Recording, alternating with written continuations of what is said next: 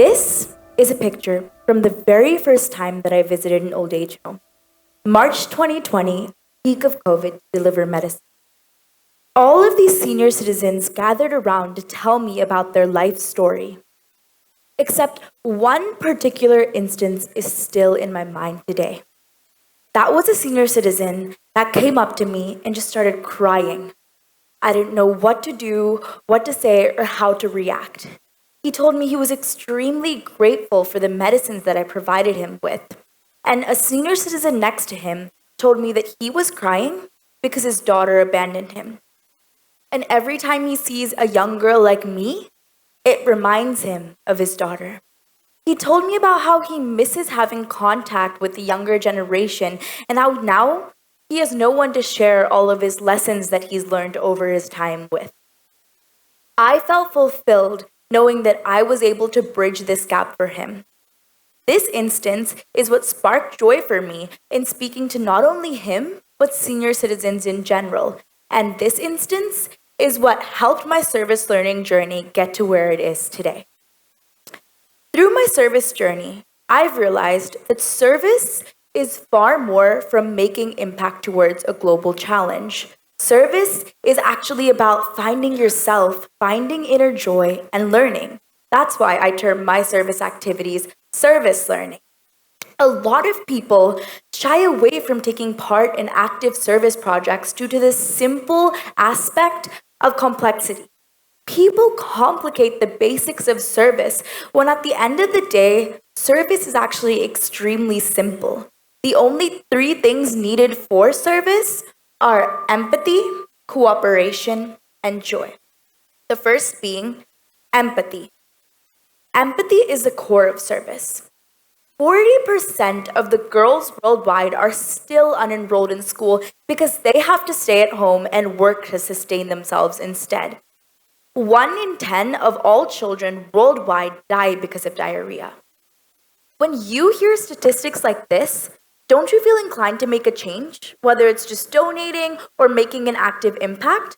Well, this inclination is empathy, and empathy is what drives change making. If you aren't empathetic about a project that you're trying to solve, then a lot of the times the service will end up being short-term and goal-oriented, which really isn't great. Additionally, empathy is what helps you realize not only the global impact you're making, but the impact that you're making on the specific person you're helping with your service. For me, empathy comes when I speak to senior citizens. For example, like this senior citizen. He walked from Rajasthan to Hyderabad with a broken leg because he had nowhere to stay. When I hear stories like this, I feel motivated to make a change, and this is what helps me remain productive in my service. The next is cooperation. Now, there's two types of cooperation: cooperation in a team and cooperation with beneficiaries. The first being with a team. It's really important to be able to find like-minded individuals who are just as passionate about solving a global challenge as you are. Because at the end of the day, you can be as passionate as you want about something, but you can only do a certain amount of deliveries or workshops a day. In order to make true impact, you need more people backing your cause. And I believe that you should always imagine the impact you make to be hundreds of times bigger than yourself and to surpass your own capability. Some of the best change makers in the world always have cooperation and collaboration in their mind. The next is cooperation with beneficiary, or the people you're aiding through your service. So there's a lot of challenges that come up with service. For example, there's cultural barriers, language barriers, and more. Even the first time that I visited an old age home, I didn't know how to speak Hindi, and a lot of the senior citizens spoke Hindi, and I had to deal with this through cooperation.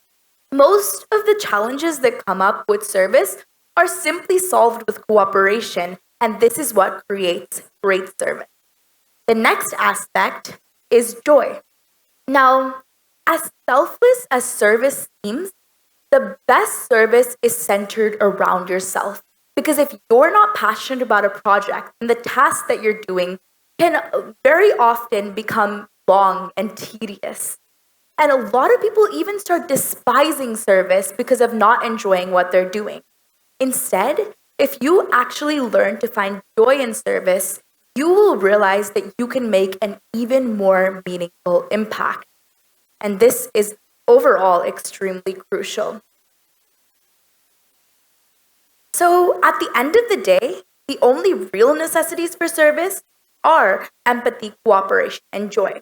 Now, empathy and joy go hand in hand because, as much as it's important to solve a problem and help others, it's as important to find joy in yourself to do so. And is empathy is the act of feeling for others and their current situation, while joy is the catalyst that brings you towards creating a change for that situation. Now, I personally believe that if you have enough to sustain yourself, you should be working towards supporting at least one other person. And this can be through delivering medicines, food, water, anything that you're passionate about. A lot of people complicate service and they think they need a great plan or a great deal of funding before they start. But sometimes the most meaningful form of service is just having conversations with people. Personally, I feel that instead of complicating it, these are the only three necessities. I mean, how would a senior citizen feel if you just sat there and had a conversation with them? How would a child feel if you taught them reading and writing in your free time? Or a group of children if you just cooked them a meal? A lot of people don't think that they can take part in long-term and meaningful impact that changes the world because that's just them working on it. But if we put aside the mindset of uncertainty and start taking active action, we will realize that through the use of cooperation, we can make a greater change. Imagine if every English teacher in the world taught reading and writing to students in batches of 50 in their free time, or every cook cooked meals for a group of students over the weekend or whenever they're free. I believe that everyone should take part in service instead of doing things like binge watching Netflix during their free time. They can actually help by changing the world. Now, as I did, I highly encourage everyone to volunteer and start actively participating in service projects. This can be either big or small. You should be able to find something that you're passionate about that makes you start every day striving to do more, that makes you smile for hours on end each day, and at the end of the day, makes you feel satisfied. Everyone keeps preaching about these tragic events on social media, but it's time for us to take our words and put them into action. It's time for us to start practicing empathy, cooperation, and joy.